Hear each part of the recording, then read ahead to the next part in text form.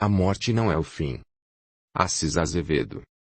Pelo Espírito, João Maria. Sinopse. O foco central deste romance está na sobrevivência do espírito após a morte do corpo físico, quando um grupo de jovens desencarna durante a ocorrência de um acidente de trânsito. Conversando entre si, observam que as duas caminhonetes ficaram totalmente destruídas, porém não percebem que estão mortos, isto é, estão vivos, mas em outra dimensão.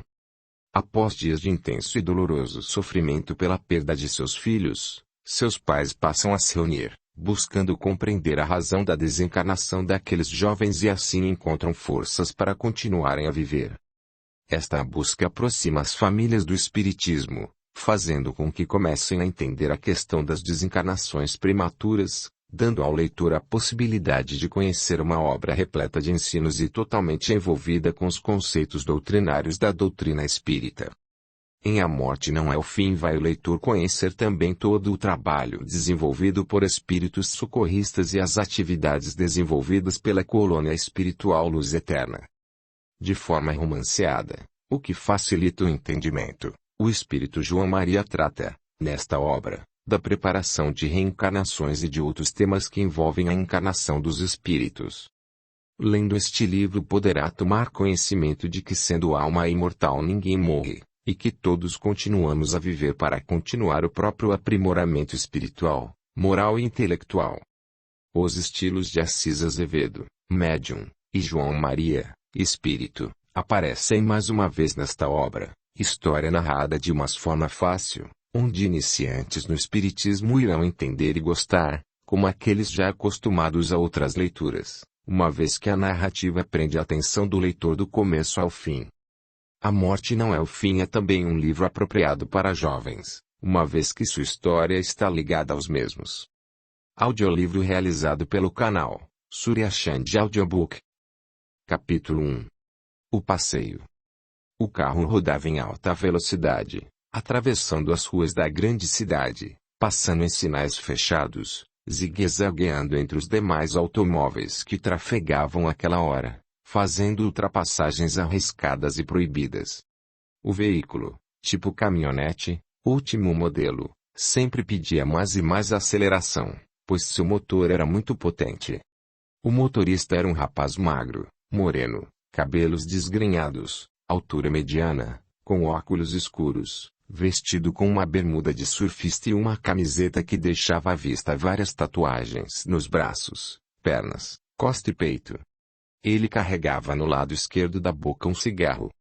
Os passageiros davam gritos de alegria quando Joel fazia manobras arriscadas ou ultrapassagens na avenida em alta velocidade. "Vamos, colega, bota essa geringonça para andar!" gritava um. "Não posso acreditar que o grande Joel está perdendo suas qualidades de grande motorista", provocava outro. "Passa essa garrafa para cá, cara", pedia o outro. "Calma, amigo. Deixe-me tomar a minha, enquanto ainda tem", dizia o outro. Os passageiros da caminhonete compunham-se de 4 jovens, 3 rapazes com idade variando entre 17 e 20 anos, e uma bela moça, morena, alta, com 18 anos, namorada de Joel. "Vamos mais rápido, Joel. As meninas só vão esperar até às 10 horas. "Calma, Rosa Maria. Ainda está cedo", respondeu o namorado. Roberto, um rapaz loiro, de cabelos compridos, cheio de tatuagens, nu da cintura para cima, com algumas correntes de prata e ouro penduradas ao pescoço, levou uma garrafa à boca tomando um gole da bebida. Rindo, pediu ao amigo: "Passa para cá esse negócio. Vou dar um tapa, para ficar mais esperto. Cuidado, Roberto, para não apagar logo. Ainda temos 3 dias pela frente", chamou-lhe a atenção um amigo de feições simpáticas, também loiro, altura média e corpo sarado, como se referem os jovens à nova moda de cultuar o corpo. "Não se preocupe, Albertinho. Sou duro na queda." Albertinho, garoto de 17 anos, era o mais educado, e, embora estivesse meio eufórico por causa da bebida que já ingerira, ainda se mantinha controlado. O carro enveredou por ruas estreitas e desembocou novamente numa bela avenida, chegando a desenvolver quase 180 km por hora. Vá mais devagar, Joel. Já estamos chegando na casa das meninas, pediu Rosa Maria. Deixa comigo, amor. De repente o rapaz fez uma curva fechada e entrou numa alameda, estacionando o veículo em frente a uma bela mansão. Joel pulou do carro, correu para as duas moças que estavam de pé, cumprimentou-as e perguntou: Vocês estão prontas? Vocês é que estão atrasados, disse uma delas.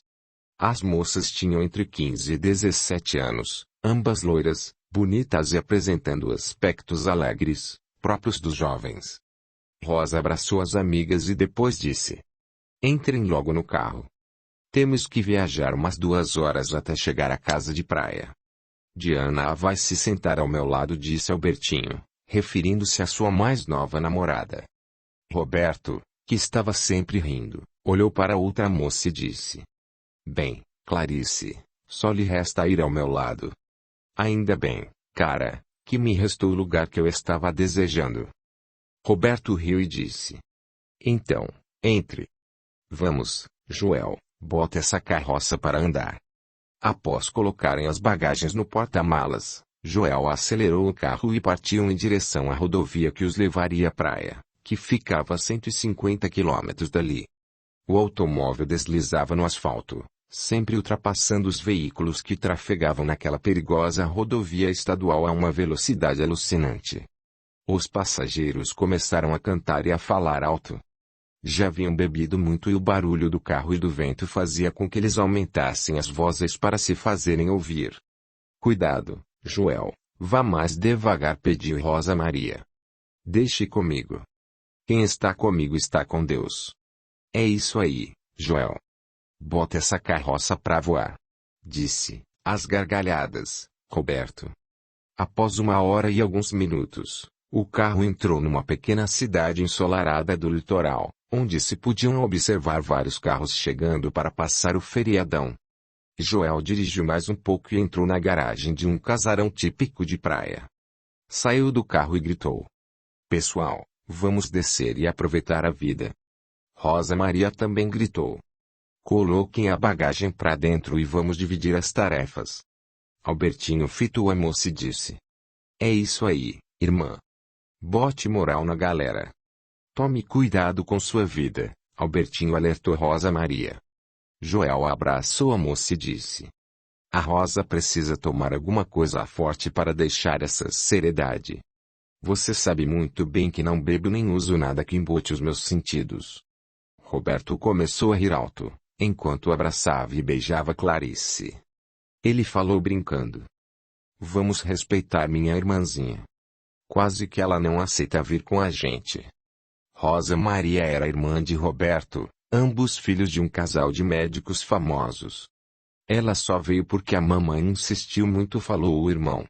Joel, que estava meio tonto de beber a todo instante, disse: Não sei que graça tem aquela religião, para enfeitiçar tanto a Rosa.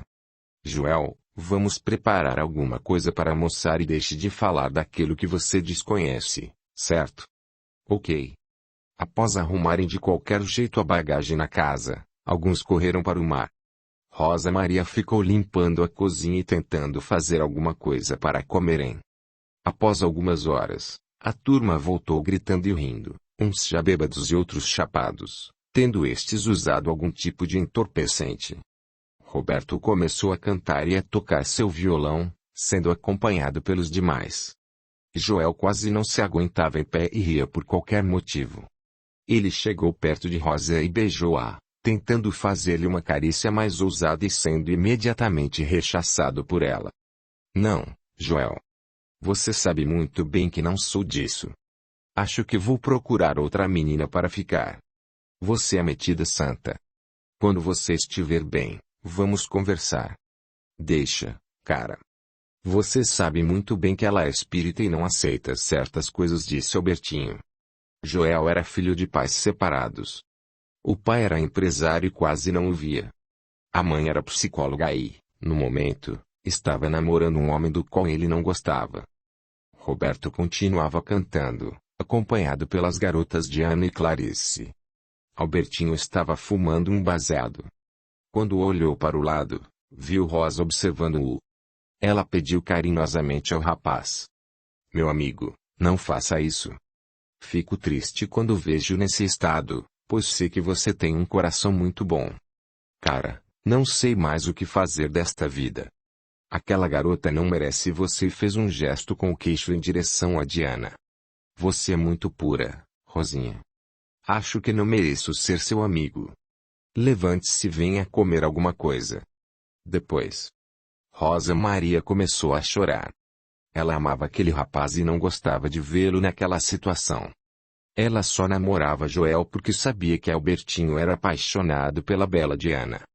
Roberto, alegre e meio bêbado, chamou a irmã. "Rosa, venha aqui." A irmã aproximou-se e perguntou: "O que houve, Roberto?" "Tome pelo menos um pouco de vinho para descontrair." "Obrigado, meu irmão. A alegria não está fora, mas sim dentro de nós. Estou muito bem assim. Mas não tenho nada contra vocês. Divirtam-se e não liguem para mim." Roberto começou a rir. Rosa foi para dentro da casa, pegou um livro e leu um trecho, pensando: "Meu Deus, perdoe meus amigos. Eles são pessoas inocentes e boas." Nesse momento ela ouviu alguém falar ao seu íntimo: "Minha irmãzinha, prepare-se. Chegou a hora." Rosa ficou pensativa. O que é isso? Será que estou sendo avisada de alguma coisa? A jovem se sentiu muito triste, mas logo sacudiu a cabeça e disse em voz alta: "Estou pensando besteira. Por isso é que o seu Antônio João, presidente do meu centro, diz que devemos tomar muito cuidado com determinadas manifestações mediúnicas." Rosa Maria pertencia à mocidade do centro espírita que frequentava. Além de ser evangelizadora, a jovem era médium e excelente trabalhadora, sendo considerada por todos que a conheciam uma pessoa amiga e bastante simpática. Os pais de Rosa, é claro, tinham verdadeira adoração por ela e sonhavam com o dia em que ela se formaria em medicina. A jovem havia passado no vestibular naquele ano e seus pais faziam questão que ela se divertisse um pouco naquele feriado. "Está ficando maluca, mana?" Rosa voltou-se e viu Roberto com os olhos vermelhos, falando com dificuldade. Ela abraçou o irmão, beijou-lhe a face e disse: "Roberto, tome cuidado. Estou muito angustiada, acho que prevendo alguma coisa ruim." "Bobagem, minha irmã." Ambos ficaram calados. Roberto sentou-se numa cadeira, colocou a cabeça entre as mãos e começou a chorar. Rosa ficou aflita e com pena dele. Aproximou-se, então, do irmão e abraçou-o, perguntando: "O que houve, Roberto? Será que o papai gosta de mim?" "Claro que gosta. Como você pode duvidar disso? Eu amo meu pai, mas ela nunca me deu atenção." "Deixe de bobagem. O papai é um homem muito ocupado, talvez apenas lhe falte tempo para conversar." "Rosa, então por que ele vive conversando com você?" "Impressão sua." Roberto ficou em silêncio. Depois disse: "Acho que eu seria muito feliz se um dia ele me desse um pouco de atenção." Rosa Maria ficou calada, pensando: realmente, eu nunca vi o papai conversando com o Roberto, embora a mamãe se desdobre em dar atenção a ele. Roberto passou a mão no rosto, enxugando as lágrimas, e levantou-se, dizendo: "Mana, esqueça isso e vamos aproveitar o nosso feriado." Enquanto Roberto deixava a sala, Rosa ficou pensando, quando ouviu uma voz: "Minha filha, vocês vão voltar." Ela pensou: "Acho que vou para o meu quarto fazer uma prece.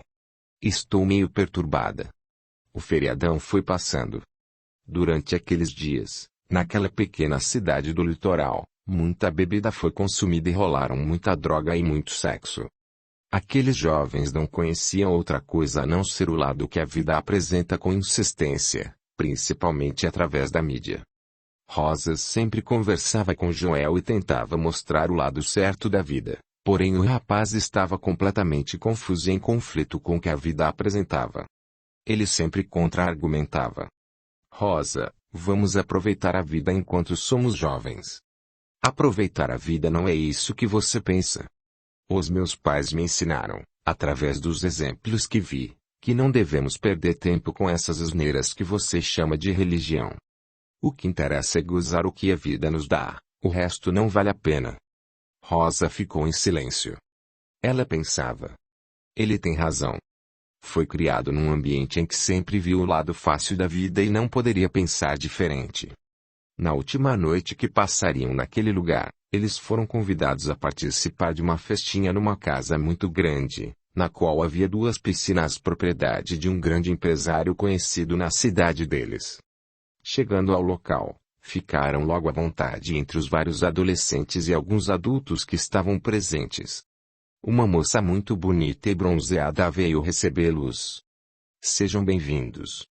Fiquem à vontade, pois a casa é de vocês. Meu nome é Marta.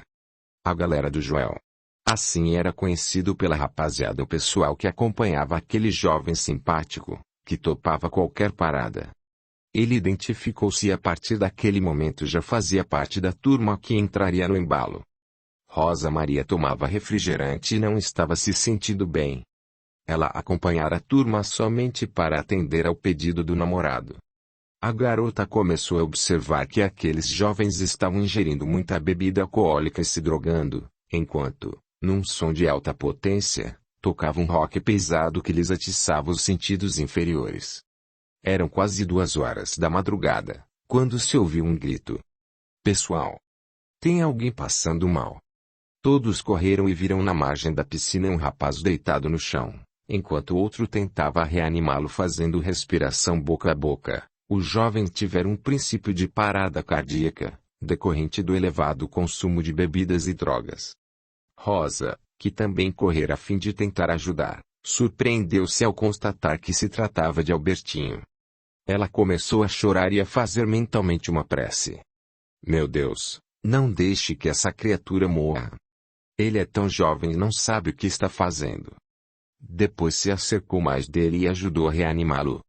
Albertinho já estava melhor e procurou repousar numa cadeira de praia. Rosa Maria estava bastante preocupada. A festa havia se transformado numa orgia. Podiam-se observar algumas pessoas caídas, outras falando coisas sem nexo e o sexo sendo praticado como algo absolutamente natural. A droga corria de mão em mão, enfim, aqueles filhos de Deus estavam totalmente dominados pelas forças do mal. A moça pensava. Meu Deus, por que essas criaturas estão tão perturbadas a ponto de esquecerem o Senhor? Caminhou, então, ao encontro dos companheiros e sugeriu que todos fossem embora dali. Joel já não sabia o que estava fazendo ao ser convidado a ir embora, mas pediu, com a voz meio embolada. Rosa, vamos ficar mais um pouco. Não, vamos embora. Já chega por hoje. Além disso, não esqueça que amanhã você vai dirigir. Rosa, você é muito careta. Logo agora que a festa está no auge você quer ir embora, falou Diana, bêbada e quase nua, abraçada a Roberto. Diana, já chega. Vamos embora. Diana se acalmou e, olhando para Roberto, disse. Tudo bem, garota. Assim, Rosa conseguiu levar os amigos para casa. Alguns deitaram de qualquer jeito e outros ficaram ao relento e ninguém tinha noção do que estava acontecendo. O sol começou a mostrar os seus primeiros raios, anunciando um novo dia. Quase ao meio-dia, alguns dos adolescentes levantaram-se com dificuldade e tentaram tomar alguma coisa para curar a ressaca. Rosa Maria gritou para que todos ouvissem. Na cozinha tem café, suco, queijo e outras coisas, para quem quiser melhorar da ressaca. Não esqueçam que logo mais, às 16 horas, vamos retornar para casa. Albertinho, ainda tonto, disse. Eu vou ficar por aqui, depois vou embora. Rosa disse imediatamente. Você vai voltar conosco. Viemos juntos e juntos voltaremos. Ok, patroa. O pessoal, aos poucos, foi melhorando e começou a fazer uma faxina na casa, para deixá-la limpa como a haviam encontrado, sempre comandados por Rosa, que dizia: mesmo a casa sendo dos meus pais, é nosso dever entregá-la como a recebemos. As horas passaram e todos já estavam preparados para retornar às suas casas. Rosa aproximou-se de Joel e perguntou: Você está em condições de dirigir? Claro, amor. Já estou novinho. Roberto aproveitou a conversa e disse: Caso você não esteja em condições, pode deixar comigo, pois já estou dirigindo bem. Acho melhor o Joel dirigir, já que o carro é dele, disse Rosa. Mais ou menos às 16 horas o carro partiu, levando aqueles jovens de volta às suas residências. Rosa Maria não parava de orar. Seu peito estava apertado e, quase chorando, ela se perguntava mentalmente: Meu Jesus, o que está acontecendo comigo? Que sensação estranha. Então ouviu alguém dizer: Minha filha, o seu tempo terminou. Agora, volte. Essas criaturas que estão com você são de sua inteira responsabilidade. Rosa meditou e pediu: Joel, por favor, pare o carro.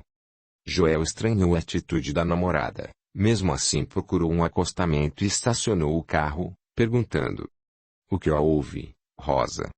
Não estou me sentindo bem. Então, vamos esperar até que você melhore. Após alguns minutos, Rosa, que estava sentada no acostamento fitando o vazio, levantou-se e disse: Vamos, estou melhor. O carro partiu. Joel falou para Rosa: Daqui a 20 quilômetros tem um lugar legal. Vamos fazer um lanche, enquanto você se recupera.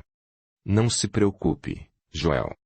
Logo depois, o carro estacionou num lugar onde havia um bar coberto de palha. Joel saiu do carro e disse: Pessoal, vamos demorar por aqui uns 10 minutos, enquanto a Rosa melhora um pouco mais. Rosa Maria se distanciou dos amigos e sentou-se de uma pedra que ficava afastada do bar. Começou a pensar: Por que estou com medo? Será que vai acontecer alguma coisa no caminho? De repente, ela sentiu um abraço envolvê-la, enquanto alguém falava: O que você tem, minha amiga? Ela viu que era Albertino e respondeu: Não se preocupe, Alberto. Estou preocupado com você. Por quê? Porque eu a amo como a uma irmã. Será que isso não é suficiente? Rosa Maria ficou decepcionada. Ela esperava que ele a amasse de verdade. Alberto, nunca vou esquecer você. Se nesta vida houve um desencontro entre nós, acredito que foi porque assim Deus quis. Que papo é esse, cara? Será que você está pressentindo algo de ruim? Esqueça, amigo. Acho que não estou boa da cabeça. Estou me sentindo esquisito, como se estivesse com frio. Talvez seja por causa do porre que você tomou ontem. Pode ser. Rosa levantou-se e disse: Vamos indo. Todos entraram no carro e tomaram o caminho de casa. Joel, a cada momento, aumentava a velocidade da caminhonete, que sempre pedia mais aceleração. Rosa Maria falou para o namorado: Vá devagar, Joel. Não precisa correr tanto, pois antes das 18 horas chegaremos em casa. Deixe comigo. Eu sei o que estou fazendo. A maioria dos passageiros dormia, talvez cansada pelas noites mal dormidas e pelo efeito das bebidas e entorpecentes que haviam consumido durante aqueles dias. O carro sempre fazia ultrapassagens e entrava em curvas perigosas, obedecendo à vontade do motorista, que estava ambicioso e com os reflexos diminuídos pelos efeitos da bebida ingerida na noite anterior. Com o olhar fixo na estrada, Rosa Maria continuava sentindo o mesmo mal-estar, quando viu o carro encostar atrás de um ônibus de turistas e observou que Joel tentava ultrapassar o veículo e não conseguia. Ela pegou o braço do rapaz e pediu: Joel, pelo amor de Deus, tome cuidado. Rosa, deixe comigo.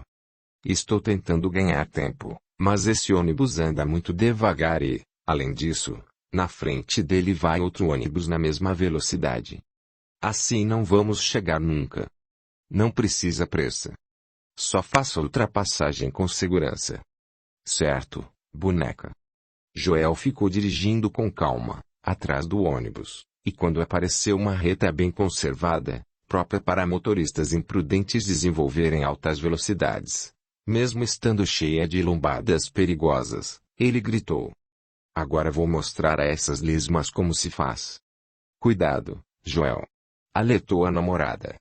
O motorista jogou o carro para a esquerda e viu uma fila de carros vindo em sentido contrário, então voltou rapidamente para trás do ônibus, deixando-os passar.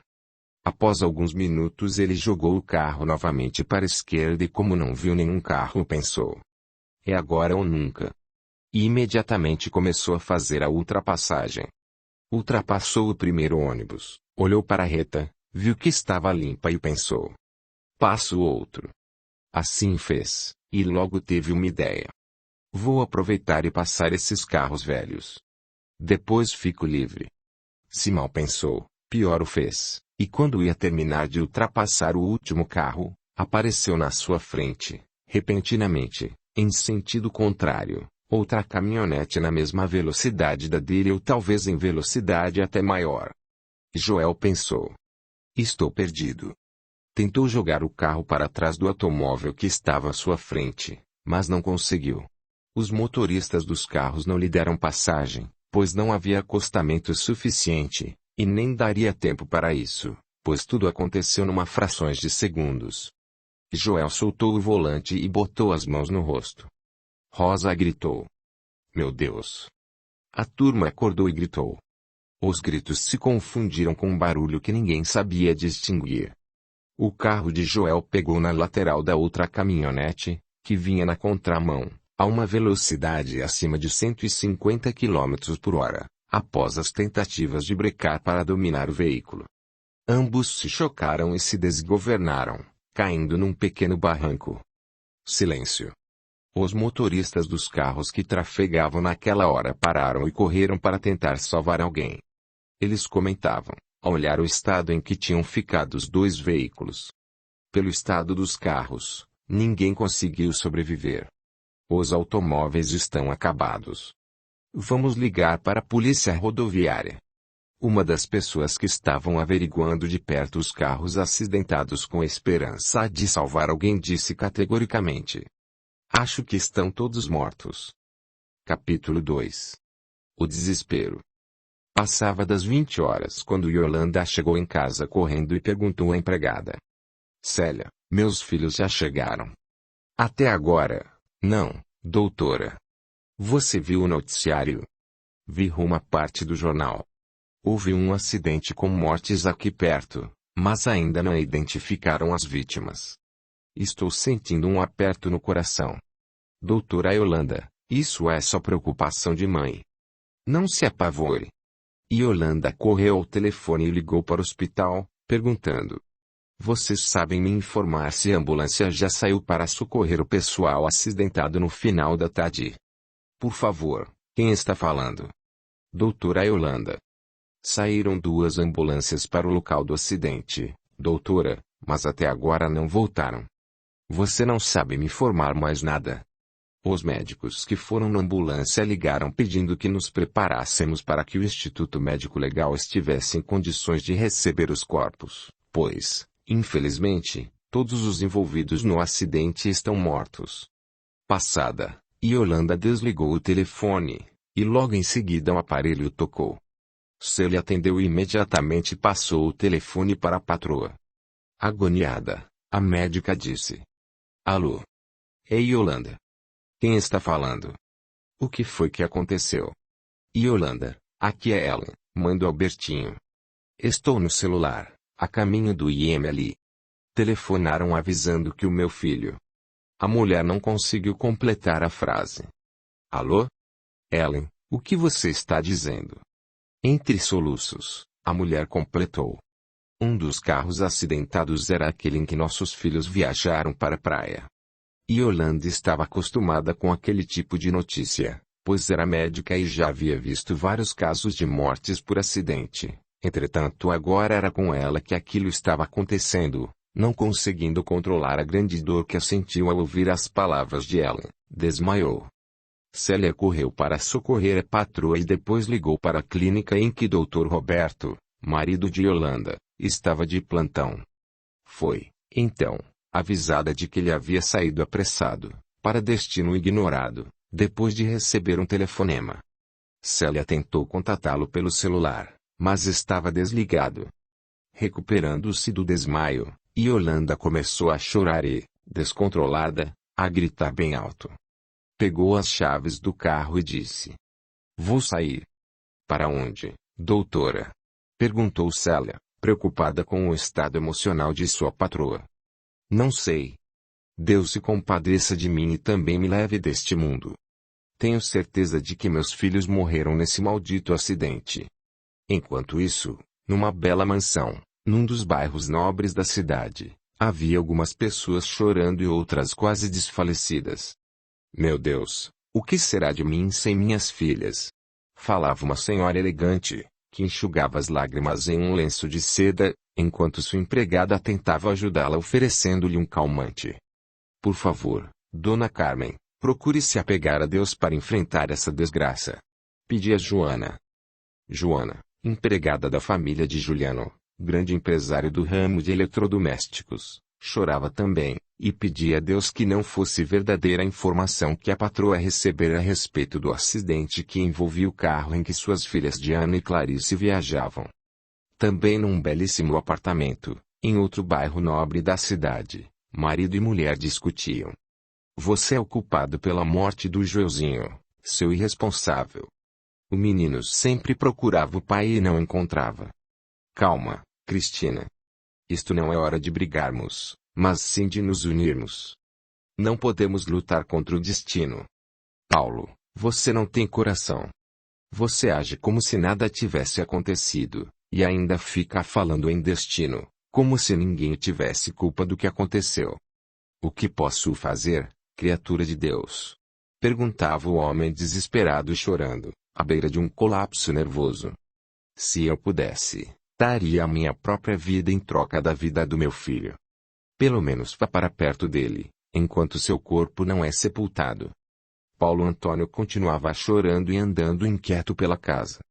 Por fim, decidiu: "Vou para o IML." Cristina continuava chorando e gritando, sendo atendida e consolada pelos amigos e vizinhos. Eles diziam: "A vida é assim mesmo, minha amiga. Tenha forças para suportar essa dor. Joelzinho já deve estar nos braços de Deus." Cristina enxugou o rosto, pegou as chaves do carro e disse para a empregada: "Vou atrás do meu filho." Uma das amigas disse: "Cuidado, Cristina. Você não está em condições de dirigir. Se eu morrer, será uma bênção que Deus me dará neste momento." No Instituto Médico Legal havia um aglomerado de pessoas querendo saber notícias dos acidentados. Os pais e demais parentes das vítimas causavam um grande tumulto, tentando entrar no ambiente destinado aos corpos e sendo impedidos por médicos e enfermeiras. A imprensa estava presente fazendo a cobertura daquele acidente fatal em que vários jovens haviam perdido a vida. Surgiu, então, um médico, porta-voz do IML, para dar informações a respeito do sinistro acidente. "Senhores, os corpos estão sendo preparados para serem entregues às respectivas famílias." Um dos repórteres perguntou: "Doutor, houve algum sobrevivente?" O médico baixou a cabeça, enxugou no avental as lágrimas que desciam por seu rosto e respondeu: "Lamento pela família e pelos amigos das vítimas. Todos foram examinados e o resultado foi extremamente doloroso para nós, porque não sobreviveu nenhum passageiro dos 2 veículos envolvidos no acidente."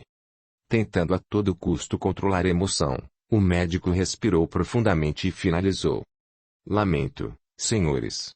Todos morreram." Várias pessoas desmaiaram, enquanto outras choravam e gritavam descontroladas. Um senhor vestido de branco, aparentando trabalhar na área de saúde, adiantou-se e disse: "Companheiro, também sou médico.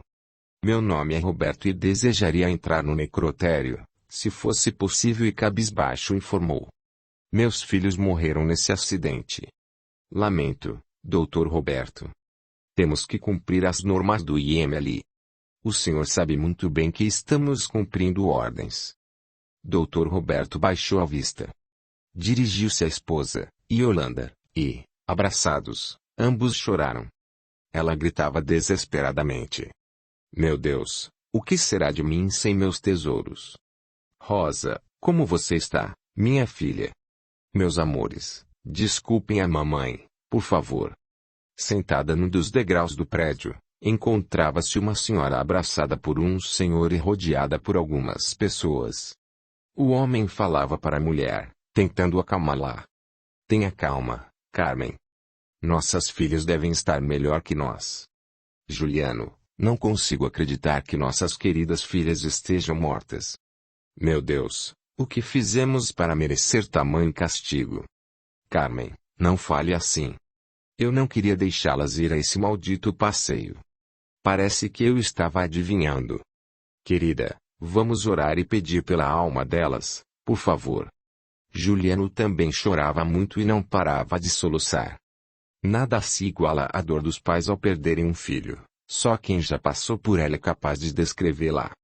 Encostada numa parede e quase desmaiada nos braços dos amigos, ela chorava e balbuciava a sua dor de mãe. Eu quero morrer. Não sei viver sem meu Albertinho. Meu filho, não me deixe, por favor. Alguém comentou em voz baixa. O marido dela está viajando. Quando ele souber que o filho morreu, a dor dele vai ser maior que a dela. Ele era louco pelo Alberto. Perto dali, havia um homem sentado no chão com as mãos na cabeça, falando coisas sem nexo. Meu filho, o papai vai sair com você no próximo final de semana. Vou comprar aquela prancha de surf e nós iremos passar uns dias na praia. Falava Paulo Antônio. Não se preocupe, ainda há tempo de sermos grandes amigos. Depois dessas palavras desconexas, ele começou a gritar. Aquela criatura estava à beira da loucura. A seu lado, sua ex-mulher, Cristina, puxava a camisa dele e gritava impropérios. Quero que você morra. Nosso Joelzinho morreu de desgosto porque o pai não ligava para ele. As pessoas são assim. Ninguém assume suas responsabilidades nos momentos difíceis. É mais fácil transferi-las para os outros. Doutora Cristina, mãe de Joel, tentava amenizar sua dor jogando a culpa pela morte do filho no ex-marido, Paulo Antônio. Havia muita gente na calçada e nos arredores do prédio do IML. Além da família e dos conhecidos da galera do Joel, mais 3 rapazes haviam falecido no acidente, pois estavam no carro que colidira com o do garoto. Muita gente chorava, gritava e desmaiava de dor. No dia seguinte, os noticiários televisados, escritos e falados não comentavam outro assunto. Os principais jornais da cidade estampavam na primeira página as seguintes manchetes. Jovens morrem em acidente. A juventude perde para a morte em acidente envolvendo 2 carros, porque o índice de morte de jovens por acidente está aumentando. Ninguém sobreviveu ao acidente trágico. Sentados num barzinho, alguns jovens conversavam. O Joel era maneiro no volante. Não sei como ele bateu o carro. Deve ter feito alguma ultrapassagem proibida. Deixe de ser careta, João Linguiça. Onde já se viu a galera do Joel aceitar alguma coisa proibida? Eu só sei que ele morreu, Marcão, e, se você não ficar esperto, logo será sua vez, com essa moto. Vira essa boca pra lá, cara. Num apartamento confortável de um hotel 5 estrelas, por volta de 23 horas, o telefone tocou e um homem que estava deitando na cama lendo alguns documentos atendeu. Alô? Aqui é o Dr. Marcondes. Dr. Marcondes, é a Lourdes, sua empregada. Oi, Lourdes. O que houve para você me telefonar a esta hora? Aconteceu alguma coisa com a Ellen ou com o Albertinho? Doutor, não sei por onde começar. Fale logo, criatura. Você está me deixando nervoso. Houve uma tragédia. Mas tenha calma e fé em Deus, pois tudo se resolverá. Dr. Marcondes ficou gelado de medo. Percebera que não receberia boas notícias. A empregada fez uma pausa. Ela também não estava em condições de transmitir aquela notícia ao patrão, mas ela impedira-lhe que telefonasse para o marido, avisando do ocorrido.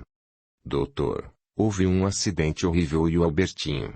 Bem, ele morreu. À medida que ouvia a notícia, Marcondes começava a tremer e lutava para se controlar. Meu Deus, ajude-me. Conseguiu sussurrar.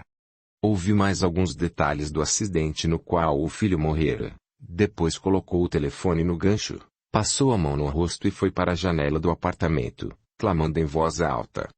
Meu Deus, não faça isso comigo. Não leve o meu menino. Ele é tudo que tenho de valor nesta vida, é um pedaço de mim.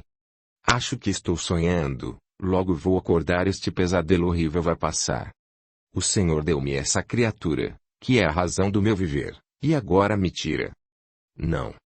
Não posso acreditar no que está acontecendo. Começou a andar pelo apartamento.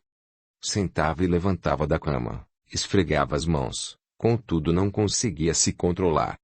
De repente deu um grito e começou a chorar e a soluçar. Alguém bateu à porta do apartamento, perguntando: Tudo bem com o senhor?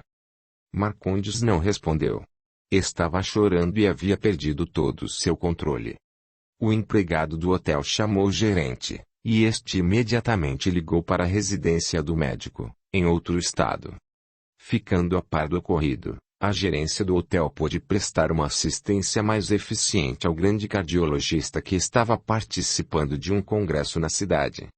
Após acalmá-lo um pouco, através de medicamentos, eles mesmos se encarregaram de embarcá-lo num avião de volta a seu estado. Alguns dias se passaram. A dor de Paulo Antônio, pai de Joel, fora tão grande que ele perdera completamente a razão, precisando ser internado numa clínica psiquiátrica. E Yolanda não saía do cemitério. Dizia a todo mundo que os filhos estavam precisando dela. Era doloroso ver uma pessoa tão conhecida por seus conhecimentos científicos no campo da medicina sofrendo daquela maneira. Ellen, após alguns dias confinada no quarto, resolveu reagir, e a primeira coisa que fez foi telefonar para todas as famílias que haviam perdido entes queridos naquele sinistro acidente e convidá-las para uma reunião em sua residência, em dia e hora marcados. Todas aceitaram, pois qualquer coisa que dissesse respeito a seus amados servia como bálsamo àqueles corações destroçados. No dia da reunião, na hora marcada, todos estavam na mansão da doutora Ellen. Após os cumprimentos, e todos se acomodarem, Ellen começou a falar. Meus amigos, hoje somos famílias ligadas por laços mais fortes do que uma simples amizade. Todos ouviam atentamente as palavras daquela mulher que resolvera reagir e ajudá-los a enfrentar aquela situação difícil. Ellen observou todos e continuou. Queridos amigos, não adianta ficarmos ligados ao passado. Nossos filhos morreram e não há mais jeito de lhes retornarem a esta vida com os mesmos corpos. Nós precisamos continuar vivendo. Juliano, pai das finadas Diana e Clarice, perguntou. Doutora, observei que a senhora falou esta vida com os mesmos corpos. A senhora se refere a esta vida como se houvesse outra vida. Por acaso a sua religião crê em vida após a morte? Ellen ficou em silêncio por alguns minutos e respondeu. Juliano, meu filho, o Alberto, era muito amigo de Rosa Maria, que era espírita. Ele trazia muitos livros espíritas para casa, inclusive romances que pedia emprestados a ela. A médica pensou um pouco antes de prosseguir e por fim contou. Certo dia, eu estava arrumando o quarto dele, quando vi alguns desses livros e me interessei por um deles. Comecei a ler e gostei, dali pra frente comecei a ler os romances espíritas, mesmo não sendo espírita. Essa literatura me ensinou muitas coisas, dentre outras que somos imortais, por isso me referi ao termo esta vida. Eu já li alguma coisa sobre essa doutrina. Minha filha sempre pedia que eu lesse algo a respeito da religião que ela havia abraçado, falou Yolanda. A Yolanda não acredita na doutrina espírita, porém, tenho quase certeza de que a minha filha, que era um anjo de bondade, sabia muito bem o que queria. Portanto, eu acredito nessa religião, embora nunca tenha frequentado as reuniões para as quais a Rosa Maria tanto me convidava. Disse Roberto com tristeza. Marcondes, que estava em silêncio e aparentando estar dopado, perguntou. Nesse caso, se for confirmado que essa doutrina fala, o meu filho Alberto não morreu? Ellen, que estava atenta, respondeu. Exatamente, meu querido. Por isso eu reagi à saudade que estava sentindo. Pareceu-me que o vi na minha frente, na noite após o acidente. Todos ficaram calados, cada um entregue a seus próprios pensamentos. Marcondes voltou a falar, ainda que confuso por causa dos medicamentos que estava tomando. Minha querida, respeito muito seu ponto de vista, mas não se esqueça de que somos médicos bastante conhecidos na cidade e não podemos nos enveredar por caminhos místicos, sem ter algo em que possamos embasar nossos pensamentos a respeito desse assunto de vida após morte. Cristina, psicóloga e mãe de Joel, pediu licença e falou: Não concordo com o senhor, Dr. Marcondes. Todos olharam para ela com interesse e ficaram esperando seu comentário a respeito do assunto. Não concordo com o Dr. Marcondes, apesar do respeito e da admiração que tenho por ele, como excelente e respeitado cardiologista. A mulher respirou fundo e continuou. Meu filho Joel sofreu bastante. Eu nunca encontrei tempo para dedicar-me a ele, enquanto o pai, que se encontra hospitalizado, mesmo amando muito o filho, também nunca se preocupou com ele. Mas, apesar desse descaso que tínhamos para com o nosso menino, ele estava mudando desde que conhecera Rosa Maria. Nas poucas vezes em que conversamos, ele dizia que a morte, como a entendemos, não existia, o que havia era a passagem deste para um outro mundo. Cristina se calou por alguns segundos e em seguida prosseguiu. Sendo assim, aprendi com o meu filho que, embora não comprovado pela ciência, existe algo que não se explicar, mas que é defendido com muita convicção pela doutrina espírita. Uma senhora muito bonita, que estava calada, pediu licença e falou. Vocês já sabem que me chamo Mara. Sou mãe do Paulinho, motorista do carro que colidiu com o automóvel do Joel. Todos a fitaram e fizeram um gesto de simpatia. A mulher perguntou. Doutora Cristina, é somente por isso que a senhora não concorda com a opinião do Dr. Marcondes? Cristina levou alguns segundos para responder. Não é só por isso, minha querida Mara. Por que mais? Porque, na noite anterior ao acidente, eu vi meu filho perto da minha cama, dizendo: Mãe, eu amo a senhora e o meu pai, mas tenho que voltar, terminou meu tempo. Depois dessa aparição dele, levantei-me, fui até a cozinha beber água e pensei. Acho que estou preocupada com o Joel, por isso minha mente manda mensagens sobre ele, parecendo coisa verídica. Depois do acidente, pensei na doutrina espírita e cheguei a uma conclusão. Não sei explicar como, mas o meu filho está vivo. Eu sinto a todo momento ele está perto de mim, chorando e pedindo alguma coisa. Isso não prova nada, Cristina falou Marcondes. Concordarei, se o senhor me explicar esses fenômenos que vêm acontecendo comigo quase diariamente, antes e depois da morte do Joelzinho. Sou psicólogo e tenho procurado explicações para isso, mas não as encontro, ou melhor, há muitas explicações, mas nenhuma me convence. Todos ficaram em silêncio. Ninguém se pronunciava, com receio de emitir sua opinião e causar polêmica. Ellen deu a reunião por encerrada, dizendo: Amigos, nós nos reuniremos todos os meses para conversar e aos poucos encontrar forças para voltarmos a viver normalmente. Após alguns minutos, todos se despediram e foram embora mais aliviados, pensando na possibilidade de a doutrina espírita estar certa, tendo em vista que, somente assim, uma esperança nasceria nos corações daqueles pais. A de que seus filhos continuavam vivos. Yolanda e Roberto conversavam dentro do carro no trajeto de volta para casa. Roberto, o que você achou da reunião? Roberto olhou para a esposa e respondeu com outra pergunta. Será que nossa filha estava certa nas coisas que dizia sobre a religião dela? Ambos se calaram. Enquanto isso, na residência de Marcondes e Ellen, ambos meditavam a respeito de tudo que haviam ouvido. Marcondes estava sentado numa poltrona no quarto do casal, com o olhar perdido, quando a esposa lhe perguntou. Querido, em que você está pensando? Estou pensando no que Cristina falou. Por quê? Porque ela é uma psicóloga. Uma psicóloga estuda a mente, os fenômenos, as atividades mentais e o comportamento das pessoas em suas relações com o meio físico e social. Sim. E daí? Ellen, se uma psicóloga não encontra explicações para determinados fenômenos, E mesmo assim admite a possibilidade de que eles existam. Isso significa que há neles alguma lógica, e, mesmo que não consigamos entender, tudo o que ela disse tem fundamento. Querido, vamos dormir. Você precisa descansar.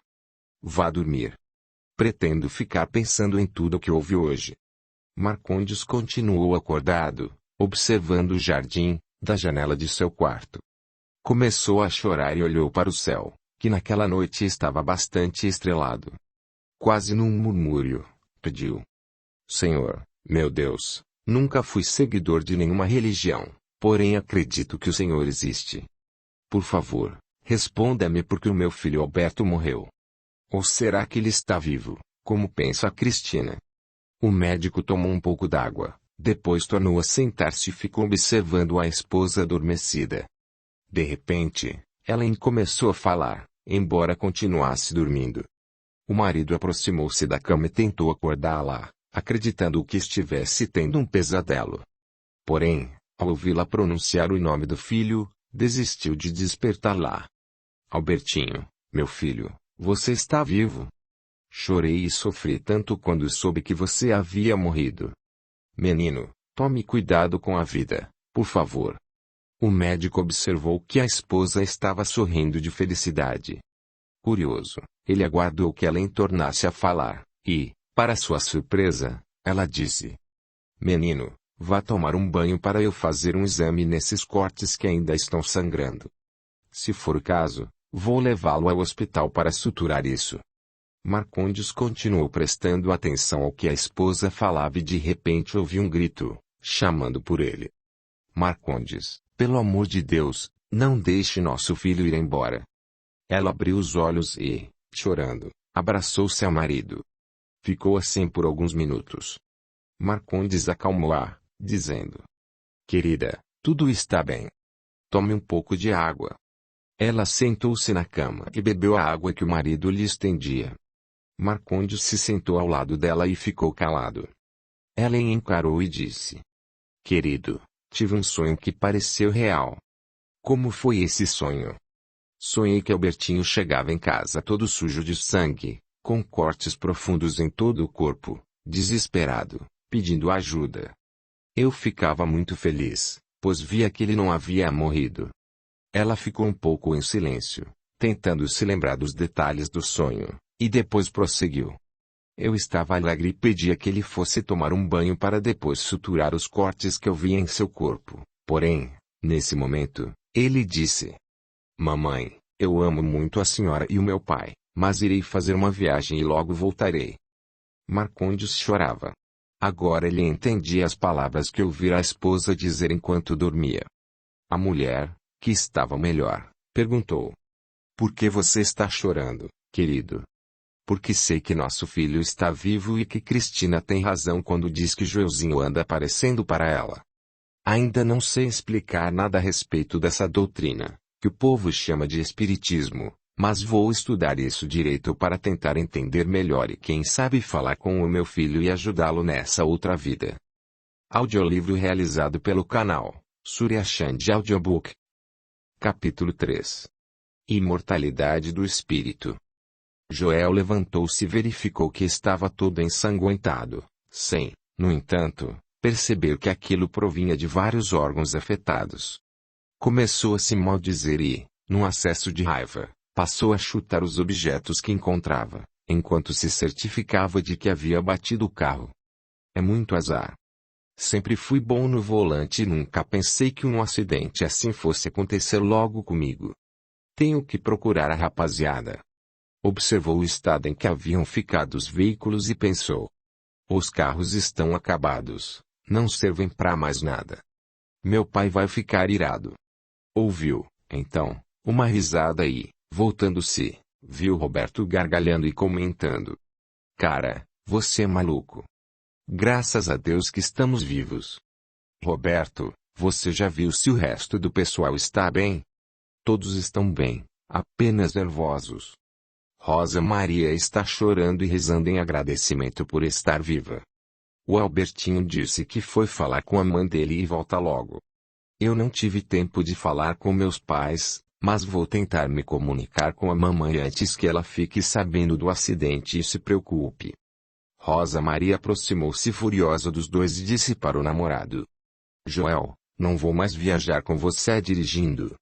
Cara, você é maluco, quase mata todo mundo. Acho que estou machucada. Meus pais nunca mais vão permitir que a gente viaje com um maluco como você. Joel riu, abriu os braços e, como se nada tivesse acontecido, abraçou a namorada dizendo: Calma, minha bela. A vida é assim mesmo. O importante é agradecermos a Deus por estarmos vivos. De repente Diana e Clarice apareceram chorando, sendo imediatamente abraçadas por Roberto, que tentou acalmá-las. Meus amores, tudo está bem. Vamos ter apenas que nos preparar para levar uma bronca dos velhos, que devem estar furiosos. Olhando para o carro que havia colidido com o deles, Joel convidou: Vamos ver o que aconteceu com os passageiros do carro que bateu no nosso. Deixa esses vacilões pra lá, sugeriu, displicentemente, Roberto. Roberto, onde estão a caridade e a solidariedade para com os nossos irmãos de infortúnio? Perguntou Rosa Maria. Pessoal, vamos falar com eles e ver se todos estão bem. Todos concordaram e caminharam para o local onde estava o outro automóvel envolvido no acidente. Assim que viu o veículo que colidira com o deles, Joel começou a rir e, pulando de alegria, ironizou. O carro deles já era. Roberto comentou, agora demonstrando preocupação. Acho que ninguém se salvou. De repente ouviram alguém gritar nervoso. Quem é o motorista dessa carroça velha que bateu no meu carro? A turma do Joel voltou-se para o local de onde vinha o grito e viu 3 rapazes, sujos e ensanguentados, aparentemente com a mesma idade que eles. Um deles estava com uma garrafa de bebida na mão, outro vestia somente calção de banho, e o rapaz que havia gritado era bem loiro, de estatura mediana e tinha cara de menino. Joel não gostou que o rapaz chamasse o carro dele de carroça e revidou. E quem era o aprendiz de motorista que estava dirigindo essa geringonça que está acabada? Era eu. Por quê? Respondeu o rapaz que havia falado primeiro com eles. Você é um motorista com carteira comprada. Dava pra você ter evitado esse acidente. Cara, eu estava errado, mas tenho certeza de que, se você fosse um motorista maneiro, teria evitado tudo isso. Seu palhaço, como eu podia evitar a colisão, cara? Saindo pelo acostamento, seu. Não havia acostamento, seu assassino. Joel partiu para cima do rapaz para brigar. Rosa Maria entrou no meio dos dois e falou com autoridade. Vamos parar com essa briga. Não há mais jeito de consertar a bobagem de vocês. Vamos nos ajudar e tornar as coisas mais fáceis.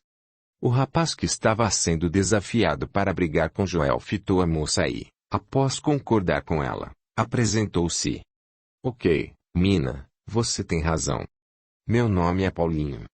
Os 2 rapazes companheiros de Paulinho também se apresentaram.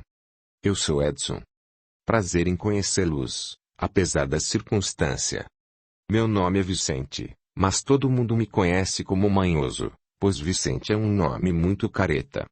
O pessoal do Joel também se apresentou e depois todos se sentaram numa pedra e começaram a conversar. Caro leitor, estamos nos referindo a espíritos desencarnados, pois, quando morremos, apenas mudamos de estado. Passamos a viver em outra dimensão, porém nada muda, a não ser o mundo material. A vida continua. Quem desencarna continua vivendo e experimentando todas as sensações de quando estava encarnado. O homem, segundo a questão número 135 de O Livro dos Espíritos, um dos livros que compõem as obras básicas da doutrina espírita, é formado de 3 partes essenciais.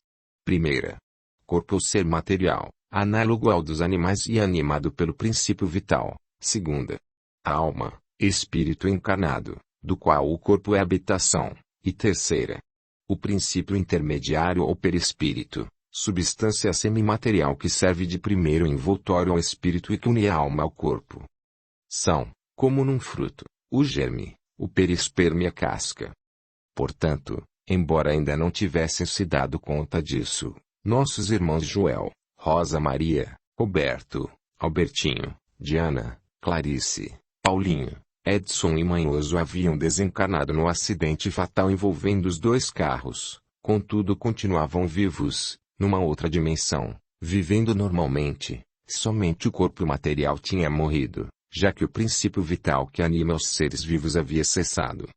Joel, que conversava com os colegas, observou de repente que estava escorrendo sangue de seu pescoço. Passou a mão no local e notou que Rosa Maria também estava suja de sangue. O rapaz começou a ficar nervoso e disse aos amigos: "Pessoal, preciso procurar um médico urgentemente. Acho que estou com uma hemorragia por causa desse corte no meu pescoço." Rosa Maria, que também notara estar em péssimo estado, aproximou-se do namorado preocupada e, após verificar o corte no pescoço dele, disse: "Joel, vamos procurar imediatamente um médico. Acho que seu caso é grave." Joel olhou para ele e disse: "Rosa, você já reparou que não para de sair sangue de um corte profundo em sua cabeça?" A moça levou imediatamente a mão à cabeça e notou que estava realmente sangrando. Começou, então, a ficar assustada. O pessoal se apavorou ao observar que todos estavam em situação precária. Albertinho, que já estava entre eles, disse: "Eu fui visitar minha mãe e agora estou mais tranquilo. Ela já está a par do que aconteceu com a gente." Joel comentou: "Ontem eu visitei a minha velha." Rosa Maria, que estava atenta à conversa, perguntou: "Como vocês fizeram para visitá-las?" Alberto pensou e respondeu: "Simples. Eu pensei e, imediatamente, estava em casa." Roberto estava sério e comentou, tenso: "Não estou gostando desse papo." Rosa Maria pensou um pouco e depois disse: "Só tem um jeito de sabermos o que está acontecendo." "Ora, Rosa, todo mundo sabe o que está acontecendo. Nós sofremos um acidente." Contra-argumentou Joel. Paulinho, atento à conversa, comentou: "Estou começando a ficar desconfiado com essa história." Diana, que estava abraçada à irmã, perguntou: "Desconfiado de quê, Paulinho?" Naquele exato momento eles viram várias pessoas de branco, falando: "Todos estão mortos. Não restou ninguém para contar a história. Mesmo assim, vamos levá-los para o IML, onde faremos um exame mais detalhado. Em seguida liberaremos os corpos para os familiares." Rosa Maria começou a gritar com a mão na cabeça. Parecia haver perdido todo o equilíbrio. "Gente, eu acho que morremos no acidente." Roberto, que estava nervoso, falou, irritado: "Deixe de ser ignorante, irmã. Como é que morremos se estamos falando normalmente?" "Roberto, parece que você é burro." "Por quê?" "Veja aqueles corpos sem vida que estão espalhados pelo chão." Roberto começou a se apavorar, correndo para um dos socorristas e perguntando: "Moço, por favor, quem são essas criaturas que vocês estão levando para a ambulância?" "Eles se parecem conosco, mas estamos aqui, vivos." O rapaz não recebeu resposta. Ele gritava e ninguém ouvia. Rosa Maria viu uma pessoa sendo carregada numa padiola para a ambulância. Correu até ela e viu que era seu próprio corpo que estava sendo levado. Assim aconteceu com todos os acidentados. Eles começaram a gritar e falar coisas desconexas. A partir daí, todos iniciaram um estado de perturbação comum a esse tipo de desencarnação. Gritando e praticamente sem controle, Joel começou a chorar como uma criança, enquanto falava para si: "Vou perguntar à minha mãe." De repente ele estava em casa. Sua mãe chorava e telefonava para todo mundo, dizendo: "Telefonaram para mim informando que meu filho morreu num acidente, juntamente com seus colegas." Joel pensou nos amigos e novamente estava entre eles. Ele colocava a mão na cabeça e gritava chorando: "Fui lá em casa e ouvi minha mãe dizendo que eu morri com todos os meus amigos no acidente. Isso não pode ser. Estamos vivos." Rosa Maria espantou-se e, apavorada, começou a correr rumo à sua casa. Enquanto corria, pensava: "Sinto fome e sede. Não aguento mais essas dores por todo o meu corpo." Todos estavam completamente desequilibrados, haviam perdido a noção de tempo e espaço, entrando num estado de perturbação total após a morte do corpo físico. Uns choravam, outros desmaiavam e outros ainda pediam socorro, e nenhum deles se lembrava de Deus naquele momento tão difícil da passagem do mundo material para o espiritual. De repente Rosa Maria se encontrou num velório, ao lado de seu próprio corpo. Observou que a mãe chorava, abraçada a seu pai, e falava alto. Não posso aceitar que minha filha tenha morrido dessa maneira tão estúpida. Rosa pensava. A mamãe e esse pessoal devem estar confundindo as coisas. Eu estou aqui, viva. Ela abraçou a mãe e disse. Mamãe, não precisa chorar. Nós conseguimos nos salvar com vida do acidente. Yolanda não tomava conhecimento da presença da filha e soluçava sem parar. Rosa tentou falar com o pai, mas também não conseguiu nenhuma resposta. A moça começou a pensar. Será que morri mesmo? Não é possível. Embora a doutrina espírita explique isso muito bem, não acredito na possibilidade de haver vida após a morte, pelo menos não desse jeito.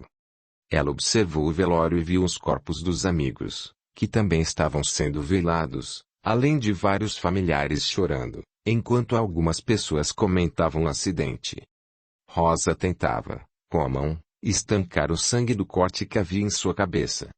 Sentou-se, então, num dos degraus que davam acesso à sala do velório e começou a chorar e a lastimar-se. Estou com tanta dor no corpo. Acho que vou desmaiar. O espírito Rosa Maria começou a entrar em profunda perturbação, esquecendo-se de tudo, inclusive do acidente que a vitimara. O que acontecia com Rosa Maria ocorria também com o restante do pessoal envolvido no desastre. No quarto parágrafo de O Livro dos Espíritos, questão 257, intitulada Ensaio Teórico sobre a Sensação nos Espíritos, os Espíritos nos dão a seguinte informação. A experiência nos ensina que no momento da morte o perispírito se liberta mais ou menos lentamente do corpo. Durante os primeiros instantes, o espírito não entende sua situação. Não se crê morto porque se sente vivo, vê o próprio corpo de um lado, sabe que é seu, mas não entende porque está separado dele. Era o que estava acontecendo com aqueles jovens que haviam desencarnado de maneira trágica e tão inesperadamente. Alguns dos acidentados acompanharam seus próprios enterros, viram quando foram sepultados, sofreram quando seus corpos entraram em estado de decomposição, sentindo os vermes se alimentarem daqueles envoltórios que haviam servido de casa para abrigar aqueles espíritos na experiência terrena. Joel gritou de dor quando seu corpo foi sepultado. Seu desespero era inaudito, sendo difícil descrever o sofrimento de alguém que é enterrado vivo, pois o espírito Joel estava vivo, porém seu corpo físico, mesmo morto, ainda estava ligado a ele, tendo em vista sua desencarnação ter sido inesperada, não havendo tempo suficiente para a equipe de socorro espiritual desatar os laços que ligam o corpo físico ao perispírito, que, por sua vez, abriga o espírito. Albertinho, inquieto, visivelmente perturbado e chorando, abraçava sua mãe e pedia: Mamãe, não deixe que me coloquem dentro dessa sepultura, por favor. Estou vivo. Veja, toque-me. O restante do pessoal passava pelas mesmas sensações, com pequenas diferenças de um para outro. Manhoso, sentando numa lápide, olhava sua fotografia encravada numa cruz, com os dizeres: Aqui jazem os restos mortais de Vicente J. Ele ria como louco e falava: Esse pessoal ficou maluco. Estou vivo, gente. Depois começou a correr, gritando. Voltou ao lugar onde ocorrera o acidente e depois correu para casa, sempre falando para todos que estava vivo. O tempo passou. Os pais e parentes dos jovens mortos no acidente continuavam se encontrando em residências alternadas, ora na casa de um, ora na casa de outro. Dr. Marcondes lia o Livro dos Espíritos e tentava passar para o restante dos amigos de infortúnio o que entendia a respeito dessa doutrina que Jesus chamou de o Consolador Prometido. Numa das reuniões, Ellen perguntou ao marido: Querido, você, que tem estudado exaustivamente a doutrina espírita, pode nos esclarecer por que Deus deixou que ocorresse aquele terrível acidente que matou, de uma só vez, 9 jovens? Querida, ainda não tenho condições de responder a essa pergunta. Por quê? Porque a doutrina espírita é muito vasta. Ela engloba filosofia, ciência e religião. Para que vocês tenham uma ideia da complexidade dessa doutrina, a parte filosófica está inserida em O Livro dos Espíritos, e até agora não consegui terminar de lê-lo. Às vezes, preciso ler tudo novamente, porque não entendo quase nada. E Yolanda perguntou: Marcondes, por que é tão difícil compreender essa doutrina? Engana-se, Yolanda. A doutrina espírita é muito fácil de entender. O que a torna de difícil compreensão é o fato de estarmos lidando com algo extrafísico. Nós estamos acostumados a fazer experiências comprovadas por aparelhos e através do uso de cobaias. Para nós, fica mais complicado acreditar em simples conjecturas, em que não temos algo palpável para provar, como a existência de vida após morte. Entendo. A humanidade não acredita naquilo que não pode ser comprovado através da ciência. Realmente é difícil de acreditar. O Sr. Juliano, pai de Diana e Clarice, perguntou: Então o senhor não acredita, ainda, nessa doutrina?